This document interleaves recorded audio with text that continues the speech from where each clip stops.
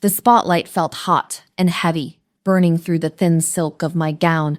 I stood at the podium, looking out over the sea of faces. 4,000 people were silent, waiting for the valedictorian address. My heart hammered a frantic rhythm against my ribs. I saw Brent Harrison sitting in the second row, next to his father, the smug, entitled smirk plastered on his face. He thought he had won. He thought he was untouchable. I started my speech with the usual platitudes about hard work and the future. My hands were shaking, but my voice was steady. I was calm because I knew what was coming. This moment wasn't about inspiring the class of 2025. It was about justice. It was about taking back what he stole. I transitioned smoothly into the core of my address, the future of data integrity in AI. I brought up our shared capstone project, Quantum Leap, and how crucial trust is in peer-to-peer validation. Brent leaned forward slightly, his eyes narrowing. He recognized the topic. He couldn't possibly guess the payload. I smiled, a small, tight, genuine smile. We must ensure that the foundational data remains pure, I said, my voice rising slightly. That's why systems must be built with redundant verification layers. For instance, the original timestamp and initial hash sequence of any genuinely novel algorithm must be locked into the chain. It's the digital watermark of ownership. I paused, letting the silence grow. Then I delivered the code. I used a technical reference, but the words were a precise, undeniable fingerprint. This principle ensures integrity, making it impossible to pass off stolen work as one's own. For example, the sequence $4C, 89_11B, 2_E3, A0_D0, F7_03C6. Dollar is proof. I spoke the numbers slowly, distinctly. They were the unique ID of the key function Brent had ripped directly from my code and claimed as his own. I saw it happen in real time. Brent's jaw dropped. The color drained from his face instantly, replaced by a sickly, pale green. Next to him, his father, a major donor and CEO, suddenly stopped applauding. He wasn't clapping. He was staring at his phone, which one of the dean's aides had just handed him. An email I had scheduled to send right as I spoke those exact words. The email contained the original time-stamped document. The dean was scrambling behind me. Chaos was brewing, but I just took a deep breath. But let me back up, I continued, projecting confidence. To understand the importance of this, you need to know exactly how I got here. I came to Northwood University on a partial scholarship. My family had zero money. My parents were first-generation immigrants from Vietnam. They worked 16-hour days running a small laundromat. Every penny I spent here felt like a brick of gold. I was not here to party. I was here to get a computer science degree and get out. I met Brent Harrison in the required advanced algorithm design seminar. He was everything I was not: loud, entitled, and carelessly rich. He drove a black Porsche that took up 2 spots. His father, the legendary Paul Harrison, was a titan in the data storage industry and a huge university donor. From day one, Brent treated the CS program like a hobby. He barely showed up to class. When he did, he made sure everyone knew he was bored. But he had a knack for networking, especially with the faculty who knew his dad. I sat in the front row, taking meticulous notes. I aced every assignment. Brent sat in the back, scrolling on his tablet, and somehow still pulled B's. This drove him crazy. He hated that the quiet Asian girl in the front was outperforming him. Our first interaction was a disaster. I was explaining my solution to a complex recursion problem on the whiteboard. He interrupted me. That's technically correct, but structurally inefficient. Maybe stick to the textbook solutions, yeah? He sneered. The professor didn't call him out. He just chuckled awkwardly. The casual disdain escalated fast. He started referring to my code as overly optimized or too focused on details. What he meant was I was better, and it infuriated him. He'd mock my budget laptop. He'd make comments about how some people just grind harder than they innovate. It was always coded subtle racism packaged in a smug critique of my work ethic. I tried to ignore him. I focused on the code, The late nights and the espresso machine that was my best friend. The degree was my ticket out. Brent was just static. I had to filter out. I kept my head down. Big mistake. Keeping your head down just makes you a better target. I should have seen the massive red flag waving when he started acting friendly. He needed something. He always did. The final semester hit, and we were assigned the Capstone project, an independent creation that defined our entire degree. I had been planning mine for 2 years. A high-efficiency, multi-threaded algorithm designed to compress massive datasets with near zero loss. It was complex, elegant, and revolutionary. Brent had nothing. He was sweating. He knew his basic database project wouldn't cut it. Not after the dean announced the Capstone winner would receive the prestigious Harrison Innovation Fellowship. The fellowship was $50,000 and a guaranteed entry-level position at his father's company. Brent saw it as his birthright. Suddenly, he was my best buddy. He cornered me near the coffee machine. "Look, Mai, we both know we're the best in the class," he said, leaning in. His breath smelled like expensive whiskey and cheap entitlement. "Why don't we collaborate? A fusion of my vision and your execution. We'll split the credit, but the combined project would be unstoppable." I should have said no immediately, but my part-time job was killing me, and the prospect of sharing the massive workload was tempting. Also, there was the slim chance that associating with a Harrison would get my foot in the door at a top firm. Stupidly, I agreed to share only the research phase and the high-level concept design. The real trouble started when he insisted on testing my core algorithm locally. I sent him the code, heavily commented and protected, but still functional, along with the unique digital signature I had created. I needed his input on the UI integration, which was his only real talent. A week later, the communications stopped. He ghosted my texts, avoided the lab, and suddenly submitted his capstone solo. The title? Quantum Leap, Multi-Threaded Data Optimization. My exact title. My heart dropped into my stomach. I rushed to the professor, hands shaking, pulling up my time-stamped files. The professor was sympathetic but hesitant. "Brent has provided a very extensive development log, Mai, and frankly, this looks professionally polished. Did you share a working draft? My own hesitation earlier now looked like complicity. I had no idea how Brent had managed to rewrite the entire development history, but he had. The professor suggested I move on. The dean simply told me that the Harrison family legacy was built on trust. I was alone, and I was furious. The award ceremony was the breaking point. It was a formal dinner before graduation, meant to honor the top students. I was there because I received the highest GPA in the department. Brent was there to receive the Outstanding CS Senior Award, the award that was supposed to recognize the most innovative capstone project. My capstone project. I wore the only nice dress I owned, a thrift store find. Brent showed up in a custom-tailored suit, his father beaming at his side. Paul Harrison went on stage and gave a long, self-congratulatory speech about integrity and the future of data. The irony was a physical weight on my chest. When Brent's name was announced, the room erupted. He walked onto the stage like a conquering hero. He accepted the award, a massive crystal trophy, and then looked directly at me during his acceptance speech. "I want to thank my biggest motivator," he said, pausing just long enough for the spotlight to hit me. "Mai, thanks for showing me that sometimes you just have to work smarter, not harder. Your commitment to the fundamentals really freed me up to focus on the big picture." The entire room laughed.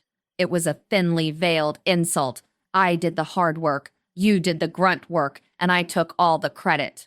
The humiliation felt hot, stinging my eyes. I felt bile rise in my throat. I couldn't stand it. The entire faculty, the dean, and my own parents, who were so proud to be there, all witnessed this casual, toxic dismissal. This wasn't just about a project anymore.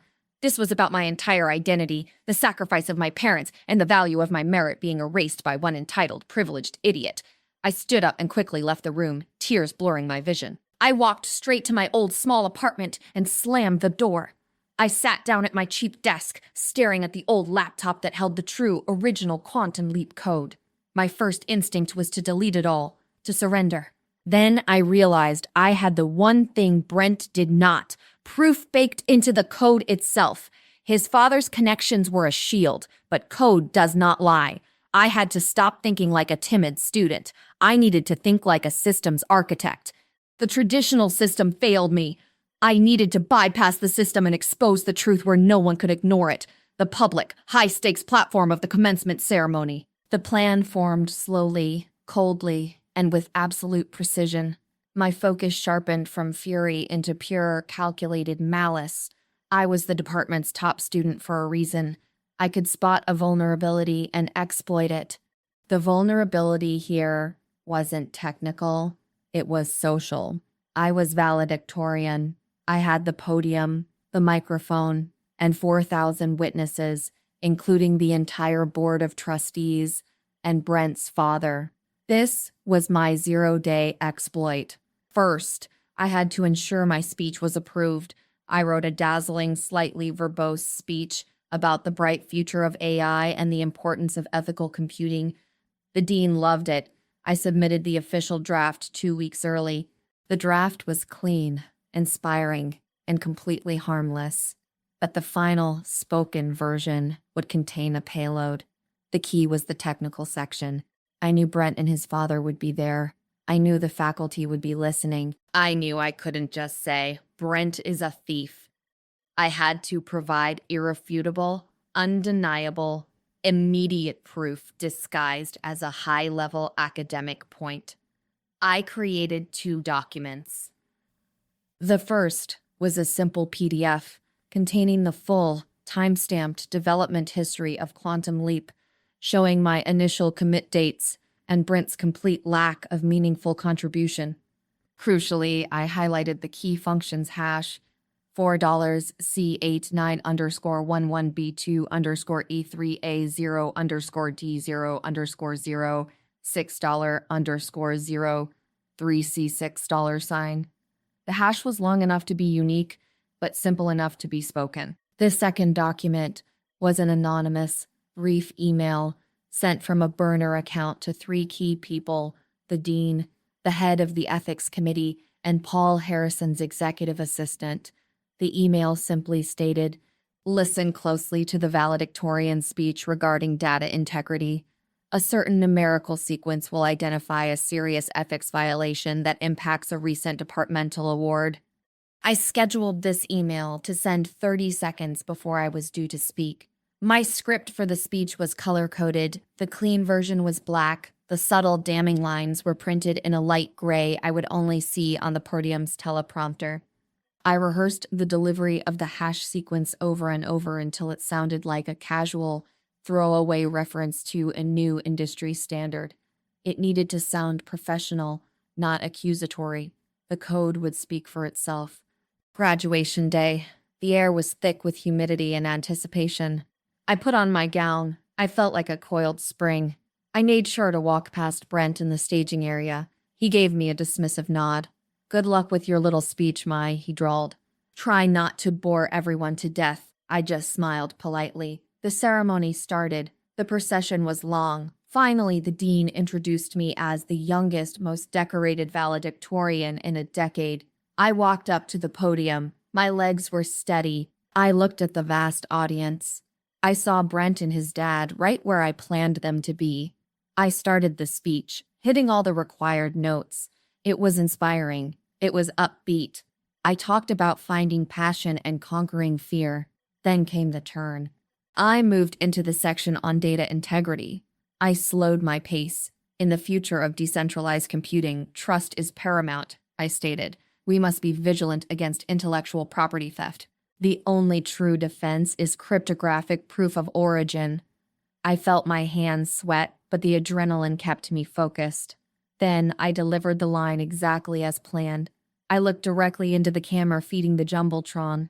"This principle ensures integrity, making it impossible to pass off stolen work as one's own. For example, the sequence $4C 8911B 2E3 A0D0 F703 C6C and $6FC. I saw the ripple effect immediately. Brent's pale face from the hook was real. He bolted upright in his seat, turning to his father. Paul Harrison wasn't looking at him. He was staring at his phone, which had just lit up with the anonymous email and the attached PDF. The dean, sitting 5 feet behind me, was getting a frantic note passed to him from an aide. I didn't break character. I finished the sentence. A simple yet robust example of the necessary steps we must take to protect our future. I concluded the paragraph and moved into the closing remarks, talking about gratitude and hope. The applause was thunderous, but it felt distant. The real noise was the silent panic spreading through the VIP section. Brent was whispering urgently to his father, who simply raised a hand to silence him. The code had executed its function. I finished the speech to a standing ovation, bowed, and walked off the stage. I was immediately intercepted by the dean, who pulled me into a small, windowless office backstage. He was furious, but his fury was directed at the situation, not at me. What in God's name was that sequence? He hissed, rubbing his temples. I handed him the hard copy of my time-stamped code history. It's the unique cryptographic hash for the central function Brent Harrison claimed he wrote in Quantum Leap, the function he used to win the Outstanding Senior Award. I designed the code to contain its own self-destruct mechanism against theft, embedded in the metadata. The public sequence was the final trigger.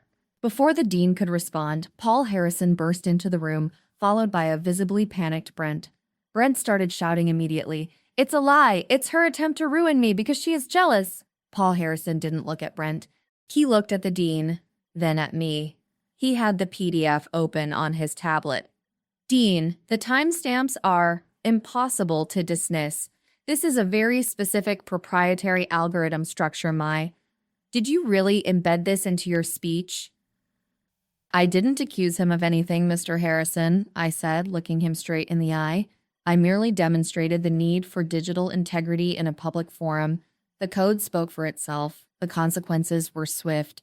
Paul Harrison was ruthless. He didn't tolerate incompetence, especially when it jeopardized his name. He revoked Brent's offer for the Harrison Innovation Fellowship on the spot. The dean launched an immediate emergency ethics review using my supplied documents. Within 48 hours, Brent was retroactively failed for the capstone course, which meant his degree was rescinded.